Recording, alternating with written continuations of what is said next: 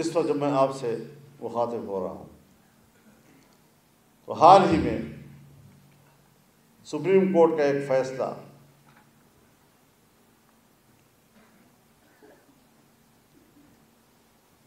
جو 1919 میں ایک جرم اور پھر اس کے بعد اس کے خلاف ایک FIR درج ہونے کے بعد آج سنایا ہے انہوں نے۔ مسئلہ یہ نہیں ہے کہ جرم 1919 میں ہوا اور قانون 2021 میں بنا یا 22 میں بنا تو پھر اس وقت تو یہ قانون نہیں تھا۔ مسئلہ یہ نہیں ہے جس طرح پروپیگیٹ کیا جا رہا ہے، میڈیا کے ذریعے پروپیگیٹ کیا جا رہا ہے۔ اس کے جو مندرجات ہیں ان کو ذرا پڑھیں کہ اس میں کس طریقے سے قرآن کی تحریف کا راستہ بنایا گیا ہے۔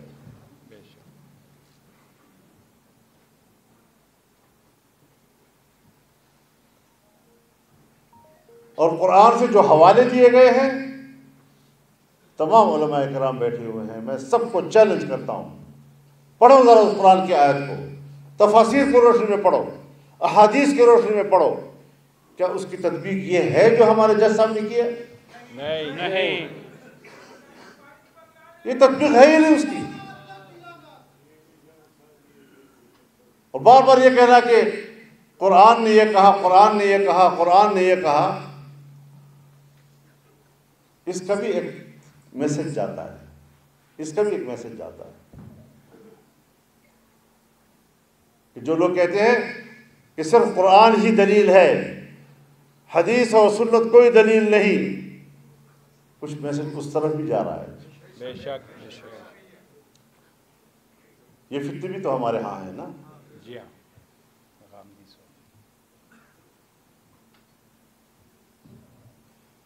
اور اس پر ہم نے اپنے وکلاء سے بات کی، دانشور حضرات بیٹھے ہیں، ہم انشاءاللہ ریویو میں جائیں گے اور جمعیت علماء اسلام فریق بن کر جائے گے انشاءاللہ۔ وکلاء حضرات ہماری رہنمائی کریں گے۔ اجازت ہے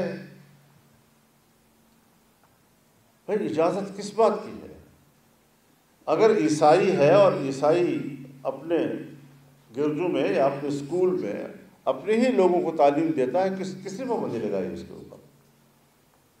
اگر ہندو ہے اور ہندو اپنے ہی اسکول میں ہندوؤں کو پڑھاتا ہے تو پڑھا۔ لیکن ایک شخص کہتا ہے قرآن میری کتاب ہے جبکہ وہ غیر مسلم ہے، اور ایک تحریف شدہ قرآن کو تقسیم کر رہا ہے، اور یہ کہتے ہیں نا کہ یہ دفعہ بھی کاٹ دو، یہ دفعہ بھی کاٹ دو، یہ بھی اس پر لاگو نہیں ہوتا، یہ بھی اس پر لاگو نہیں ہوتا، تو پھر تو آپ نے اجازت دے دی ہے کہ جو شخص قرآن کی جس طرح تشریح کرے، تحریف کرے قرآن کے اندر، اور پھر وہ نسخے چھاپتا رہے اور تقسیم کرتا رہے، تو اس کی اجازت ہوگی؟ تو وہ کون ہے؟ جو ہے کون جو قرآن کی تحریف بھی کرتا ہے اور تحریف شدہ قرآن کو کی پھر تشریح بھی کرتا ہے اور پھر اس کو پھیلاتا بھی ہے؟ وہ ہے کون ہمارے اندر؟ وہ ہمارے اندر سوائے قادیانی کے اور کوئی نہیں۔ بے شک بے شک۔ یہ قرآن کی توہین نہیں ہے، قرآن میں تحریف قرآن کی توہین نہیں ہے۔ لا اکراہ فی الدین کا یہ مطلب ہے کہ قرآن میں تحریف کرو تو لا اکراہ، انا للہ و انا الیہ راجعون۔